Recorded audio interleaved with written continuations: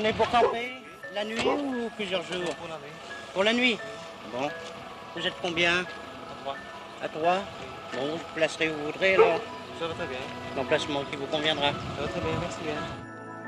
Si la voiture ne s'était pas démocratisée, la société des loisirs aurait-elle vu le jour? Et les vacances au camping notamment. Que seriez-vous sans la voiture?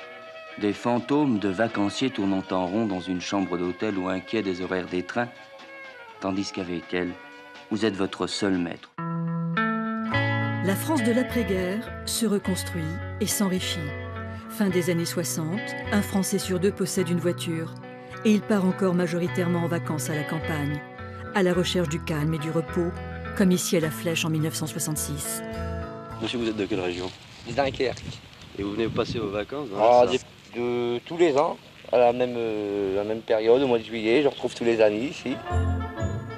La même année, en Vendée, à 12 km de la mer, le château de la Garangeoire, avec son domaine agricole, s'est transformé en camping de luxe. On y vient pour les mêmes raisons.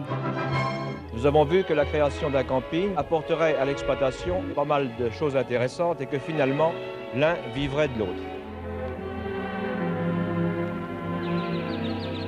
Monsieur Piala, vous êtes un vieux campeur puisque je crois que votre licence date de 1928. Vous connaissez donc beaucoup de camps en France. Quelles sont donc les choses qui vous attirent dans ce camp? Eh bien, écoutez, ici c'est bien simple. D'abord, l'ambiance, n'est-ce pas, du camp est parfaite, puis l'ambiance familiale est merveilleuse. La ferme qui est à 500 mètres d'ici et qui présente absolument toutes les choses au point de vue beurre, lait, œufs, puis les produits potagers, puis à des prix défiant toute concurrence. Ça, c'est intéressant.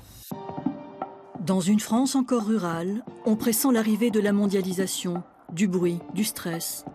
Aussi, on s'accroche à des valeurs sûres. Le camping à la ferme de Chantosso attire des citadins.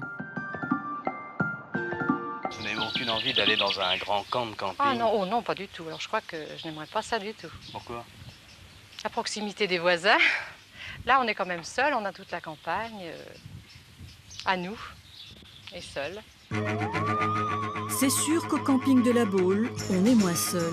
Mais il est vrai qu'ici, on passe ses journées à faire des activités sportives passionnantes.